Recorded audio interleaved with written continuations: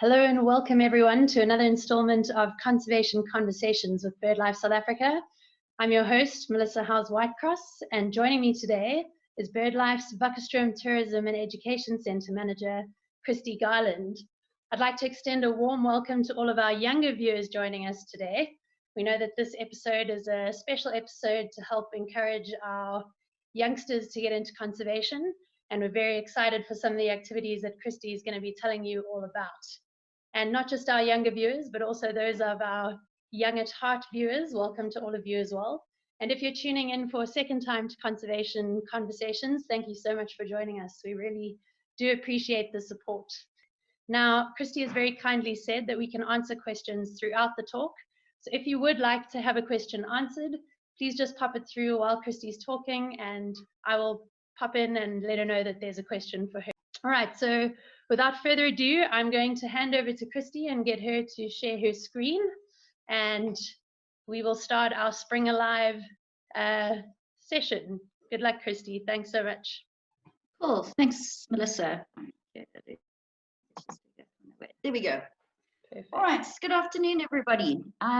Thanks, Melissa, for introducing me. I know Wackerstroom Tourism and Education Centre is quite a mouthful. So if we break it down really, all the sort of things that I'm involved with here at the Wackerstroom Centre is obviously tourism related, AV tourism related, as well as I'm involved with all the education that happens from the centre as a base. Currently we work across Mpumalanga, mainly in the southern regions, and then again out into northern KwaZulu-Natal, because we sit just about on the border. I've been with BirdLife South Africa now for, I think this is now my 11th year. So definitely become part of my heart, and Wackerstroom has definitely become part of my home. And I see a couple of our participants are actually from Wackerstroom as well. So a shout out to all the local people. And then of course to everybody else that's joining us from across the country. Thank you very much for taking time out of your day to join us. Right, so let's get into this. So today I'm going to present to you on the Spring Alive project that currently runs. It is at the moment running in Europe, obviously because spring is happening there. And the project for this year and for last year was sponsored by Heidelberg Cement. So a big shout out to them as well. Please do take note of my contact details at the bottom. I will show them up again toward the end of the presentation, should you want to contact me for additional information or to chat about how we could potentially take the Spring Alive project into your schools or into your neighborhoods or even into your local bird clubs, to those. All right, so as I said, the project is sponsored by Heidelberg Cement in collaboration with BirdLife International and our BirdLife partners across Europe, Asia, and Africa. Before we dive into the project, I think let's just have a little bit of a look back on really what the project focuses on and get some terminology and understanding there. So the whole project focuses on migration, and as we all know, migration really is defined by the long distance movement of animals due to seasonal change, which is obviously takes place either annually or seasonally, and for different reasons, be that local climate change, availability of food, seasonal change, or for mating and breeding reasons. Some of the animals specifically that will take part in migration are birds, fish, insects, mammals, reptiles, amphibians, and crustaceans. And here's just a little bit of a picture of all the different types of migration that do take place across our globe on an annual basis. And as you can see, they're not only across land, but also across our oceans as well. So if we look at birds and migrations, or migration rather, migratory birds tend to use commonly defined areas or flyaways. And obviously this movement is pushed by the birds trying to move from areas of low resources to those of high resources, specifically focusing on food and nesting locations. And there are different types of migrations or length of migrations that birds will take. Some will be short distance or altitudinal migration. Some will be of medium distance, and then others of longer distance. And on the map here, you can see the different flyaways that exist and the sort of areas in which majority of the birds will migrate across during their migration period. So how do we track migration? And obviously this is developed over the years as technologies have become more advanced. What's still in the mix, however, is bird banding or ringing, more commonly known in South Africa. So that's when birds are caught in mist nets and are ringed. And when they're recaptured again, obviously all that data is collected and one can see where these birds have moved from. Things that have come into the mix since the basics really are radio and satellite tracking. And that gives you a more up-to-date and day-to-day sort of tracking of where birds are moving. And I'm sure some of you might recognize this map in the center with the little area dots moving across from South Africa up into Finland. And that was from a honey buzzard a couple of weeks ago, or months ago. One of the other ways in which we track birds and their migration is obviously through reports of sightings. And that's what the Spring Alive program really focuses on. So we'll get into that a little bit more just now, just so you have a little bit more background knowledge or understanding where we're going. So the Spring Alive program. This is our logo for our Spring Alive program. And you can see our nice cartoon characters. We'll get to meet them a little later in the presentation. As I said, a big thing, Spring Alive, is a partnership between BirdLife International and her partners. Obviously, I implemented in the program in South Africa and sponsored by Heidelberg Cement. Before we jump across, are there any questions thus far? Are we still okay?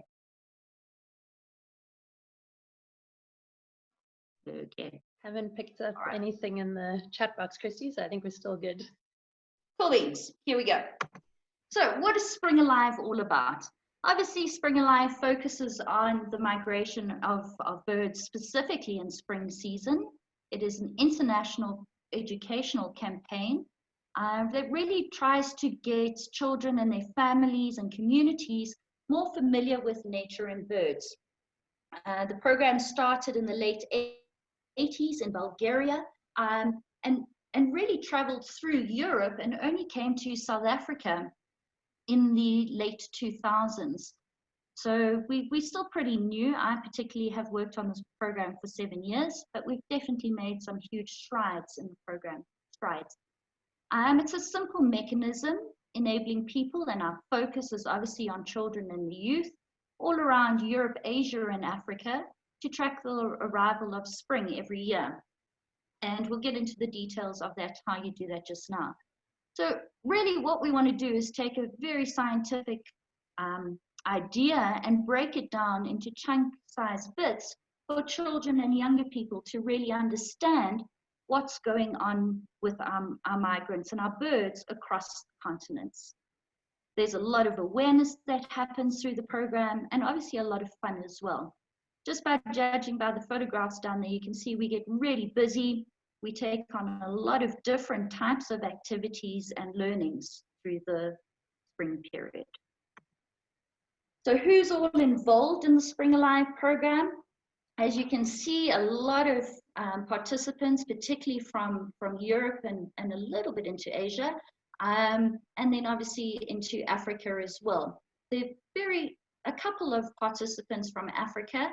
One of the biggest principles of the program is that leading organizations need to be BirdLife International partners. So this is just a snapshot of the partners that do exist in the BirdLife family. So how do we get Spring Alive and how do we make it interesting for children and youth to become involved? So what we've done is we've taken some examples of migrants, and obviously the migrants we've taken have to be, or ideally should be, seen throughout Europe and Africa. So you're going to ask me just now, and I'll answer the question now, why haven't we looked at other species?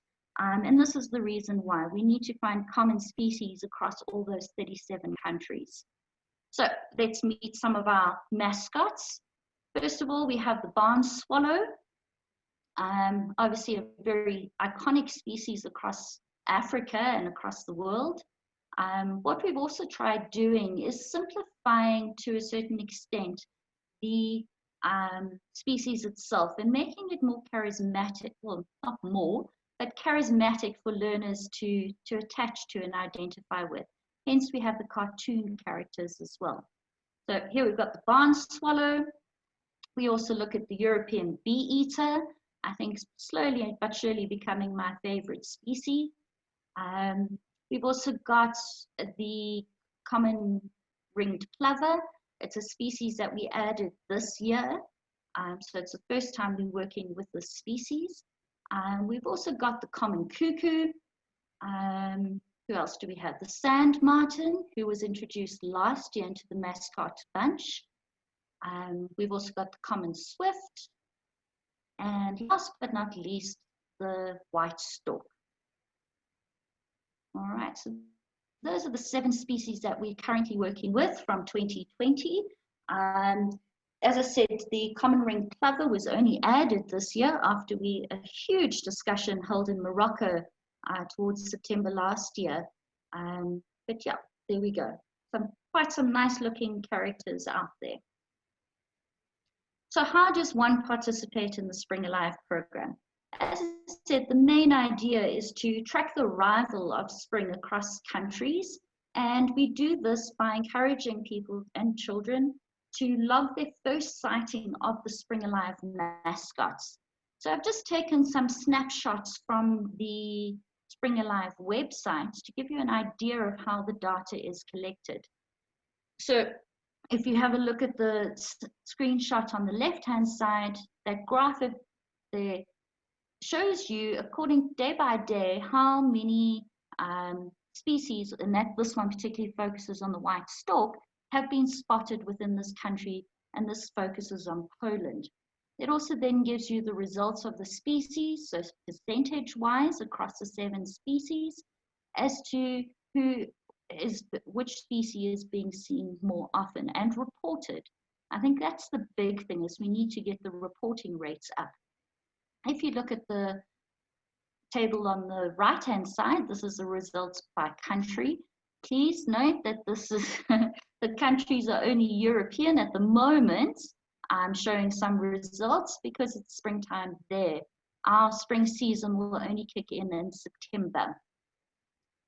Okay, so ideally people would go onto the Spring Alive website, and I'll give you those details a little later, and then log their first sightings of that species, and then it will start picking up all the data. You can then also then go and look at view migration, which will then give you an active map across the continent as to what and where birds are being seen of these 7 species.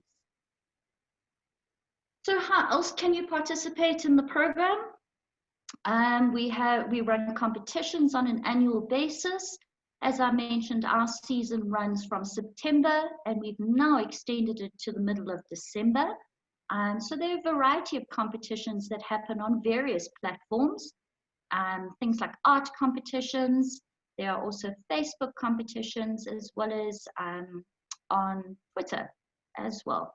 I think we all need to kind of spend a little bit more time on Twitter. I think it's underused at this point. Also, what we've developed through the program and using the species are various number of games. What we do encourage is obviously for learners and children to partake in the activities, and we do run these at a national level with more focus obviously in our local areas. Our budget is quite small, so we try and extend it as much as possible. But we do also encourage action taking. So actually taking action on the ground for these migratory species. And that might be in the form of addressing some of threats that are posed in the local or contextual areas, or doing cleanups in the stopovers that some of our birds may use as well. A big focus of ours is obviously developing resources for schools, and these are curriculum related, so they do add to the curriculum, as well as trying to spread the word about migration and the real fantasy that goes around it and the mystery that still exists about majority of these birds migrating. On the screen, you can see just a few of the pictures of activities that we've done. The pictures up at the top are from our storybooks that we've written. We've written one on Ringo the white stork, which was based on us finding a ring from a white stork in the local area and putting together a story about how this white stork migrates from Europe down into South Africa and the challenges she has. And the other couple of pictures on the left-hand side are from our second book, which focused on a family of bee-eaters, European bee-eaters, and their travels to South Africa. Hey, Kristi, we've got some questions coming through before you move on. So one of the questions was, could we be shown the northwards migration of barn swallows in real time? Are you able to show the migration map? Is that something we can do after the presentation? Yeah, I can get the data and send it through to everybody who's keen. Yeah, we can do that. Okay, so it's not a live website that we can sort of show them on the screen? Unfortunately, not at this stage, no. Okay, all right. As I said, Spring Alive mainly focuses on the arrival, so we'll have to dig around a little bit for the departure routes. Okay, and then a second question from Eleanor Mary wants to know, what details do you need to record a sighting? Do you need a photograph or just record a sighting and its location? All right, so what you would need there, Eleanor, is you would log onto the website. It would ask you for a location, and then obviously you would put in the date, the time you saw, and which species you saw, and it would automatically log it onto a map. So you don't necessarily need a photograph. However, we are looking at potentially adding some more features onto our website, so to take that sort of thing into account as well. Great, thanks, Kristi. Carry on. Cool. All right, so some of the resources that have been developed across the Spring Alive family, as well as with BirdLife International. These are a new resource that we've developed, and these have gone out on Twitter already, obviously for mainly addressing the European season. So you'll have some slight changes in some names here because it's more European focused. But yeah, so some nice, real practical, hands-on and easy to use resources that have been developed for use for bird clubs, for school groups, and of course for the general public as well. As I mentioned, more of the available resources include the storybooks that we've written. Ringo the White Stork was written in 2017. And up until toward the end of last year was only available electronically. We have now started printing soft copies along with the family of bee eaters. Just to add there as well that this is very much a local production. We've used and partnered with a local artist in Vakkerstrom who has done all our artwork for us. And then also we've partnered with the Vakkerstrom Bird Club, who does give us some sponsorship in order to spread our project a little bit further. Some of the other resources we've developed are obviously word search activities. I know especially the littlies like these ones, and it's always a competition to see who can finish a word search first. We've also developed the 30 Days of Spring Advent Calendar. And I'll go into a little bit more detail on those just now as to how you can develop those. What Melissa and I have also discussed is all the resources surrounding Spring Alive we will put on a Dropbox that will be available via the Conservation Conversations website. So you'll be able to download those and do some of the activities with learners and kids and grandkids up at home as well. Some of the other activities we developed is the spelling game, which is based on Scrabble. So you can see a picture in the bottom there. We've designed little tiles or paper cutouts of letters, and learners are given a list of migratory birds, and they need to spell those out. So you can see already how we start linking with the curriculum. So reading, writing, and we'll get onto some of the maths sort of things as well. So one of our big things that was punted with advertising this talk was, what sort of activities could you do during lockdown? So we're in a slightly sticky situation right now because our season only starts in September, but I don't think that should stop us from starting to incorporate Spring Alive into our activities, specifically around birding, and potentially into our curriculum as well. So let's go through some of the activities. I think the big one is obviously the Advent calendar of spring. So we'll go through the ideas and the steps on how to develop this for yourselves. And really what it does, the Advent calendar takes migration facts that lead your children or learners or group into the exploration of the migratory bird world around us. So we cover aspects of terminology, data handling, which is very, very prominent especially in the grade 7 syllabus, comprehension, design and technology, which is always exciting, maths, we try and make that fun, a little bit of astronomy, conservation, reporting activities, ecology concepts.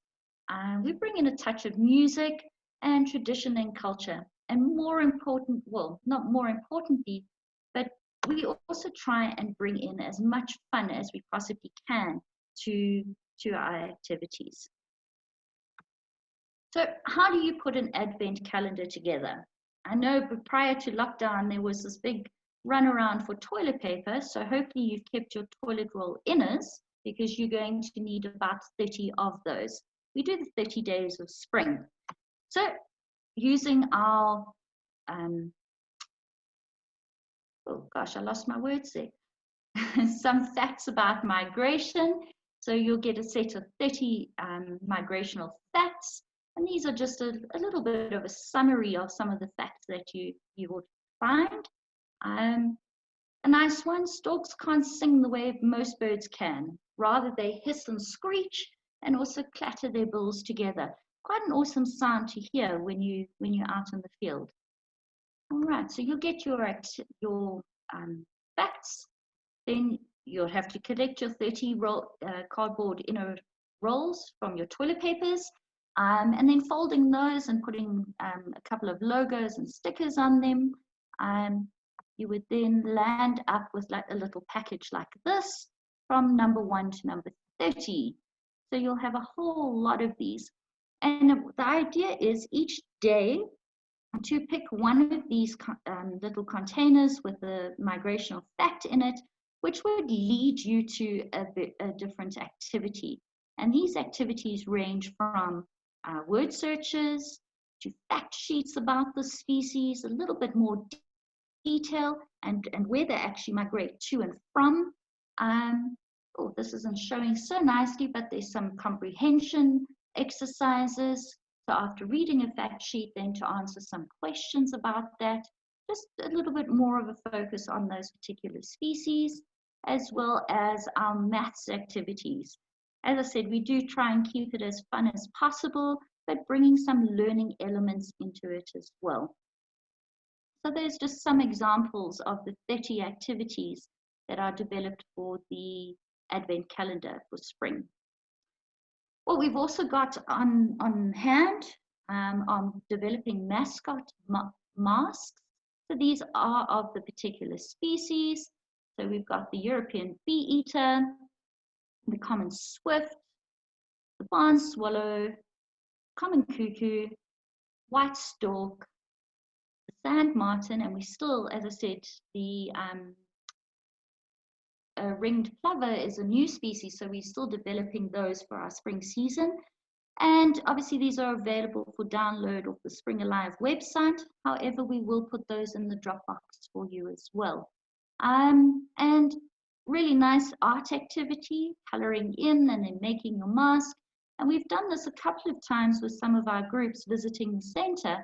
And this is ultimately the end result that you get after the learners have gone through learning about the birds, the mascots, and then developing their masks. And we normally have a bit of a mascot party together, which always lands up in lots of fun and giggles. So looking ahead for Spring Alive in South Africa, as I said, our season runs from the 1st of September to about the 15th of December. And the theme this year is how to be a good bird watcher or birder. So a lot of our activities will focus around how do we best learn about our birds in a responsible manner. So this is just one of the resources that have been developed, and there at the bottom you can see the Spring Alive website. But another idea is, now when we're all in the country's lockdown, why don't we start practicing how to be a good birder?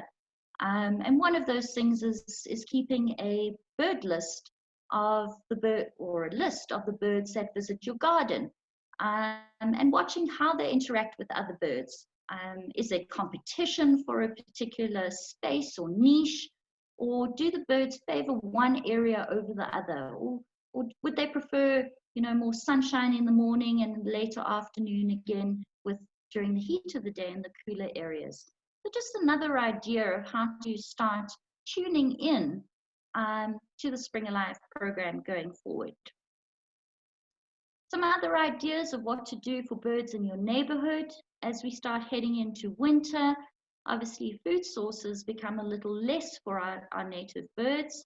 So using bird feeders and appropriate bird food in our gardens, possibly making a pond or a water feature, putting up nest boxes for birds. This has been increased over the last couple of years as well. More people are getting interested in this and putting up some nest boxes.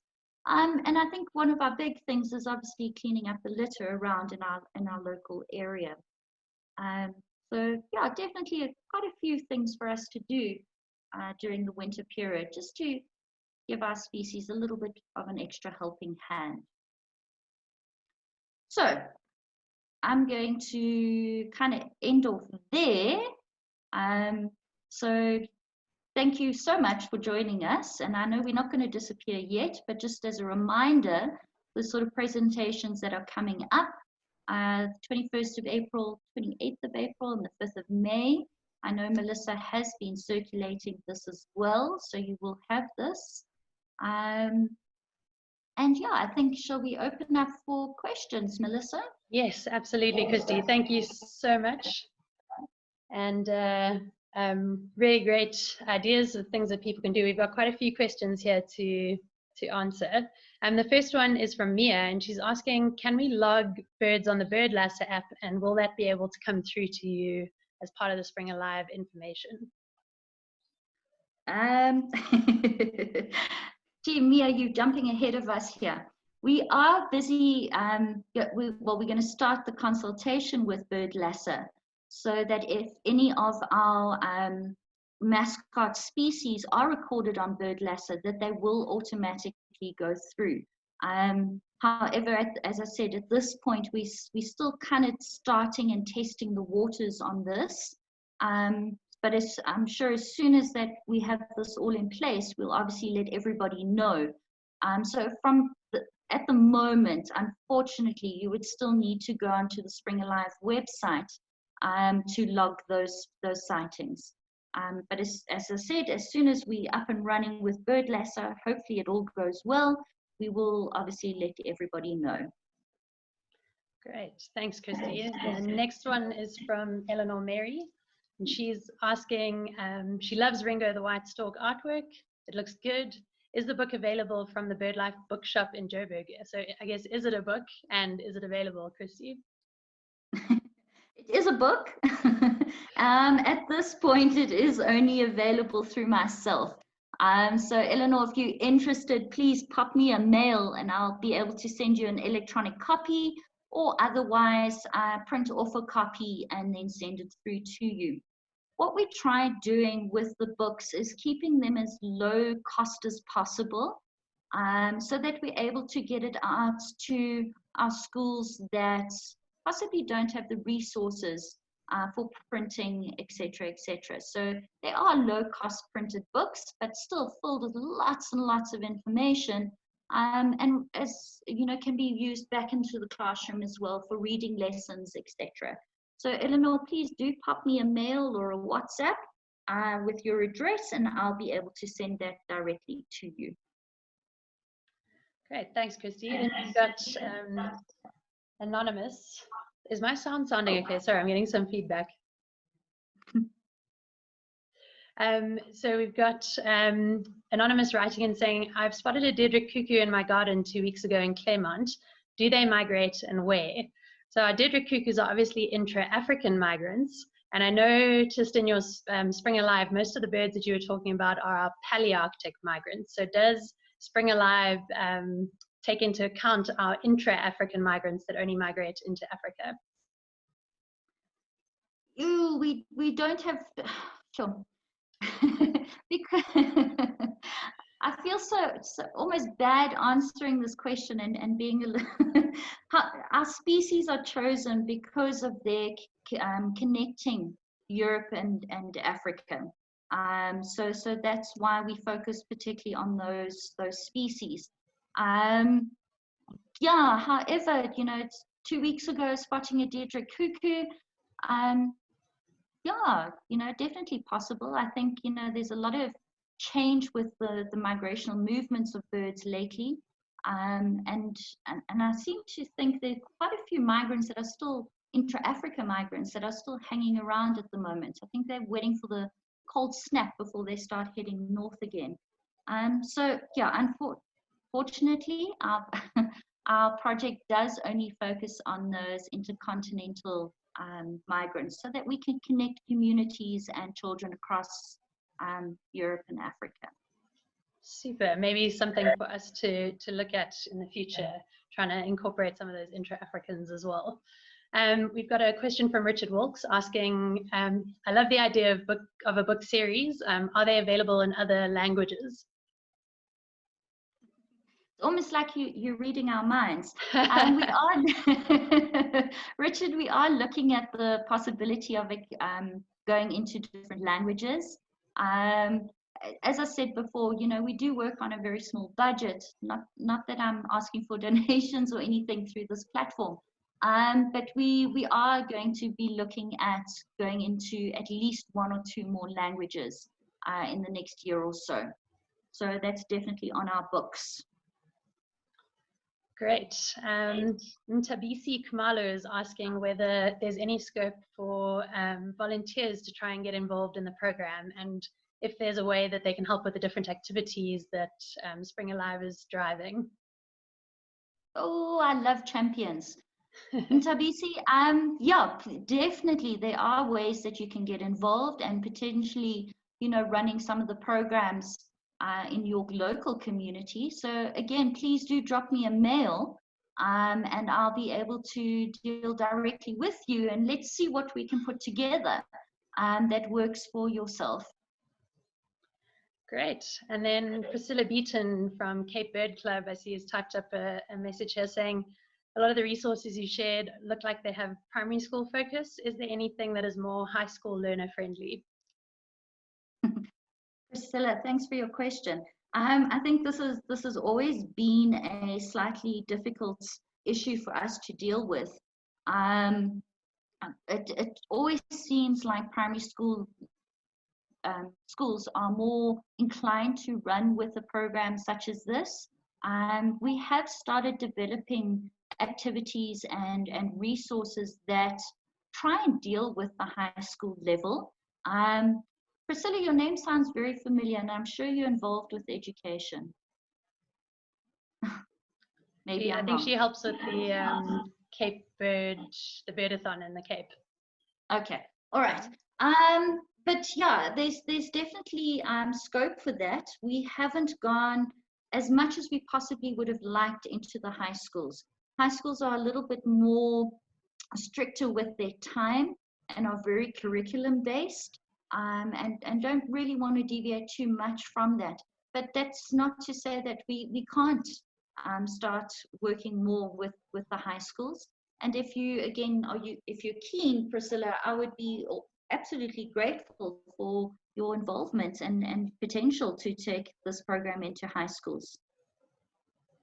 Great. Okay, then Caroline Walter has given us a great suggestion. She said that an additional idea during lockdown is to view the Nest webcams online, and she's posted a great link called watchanimalcams.blogspot.com in the chat group.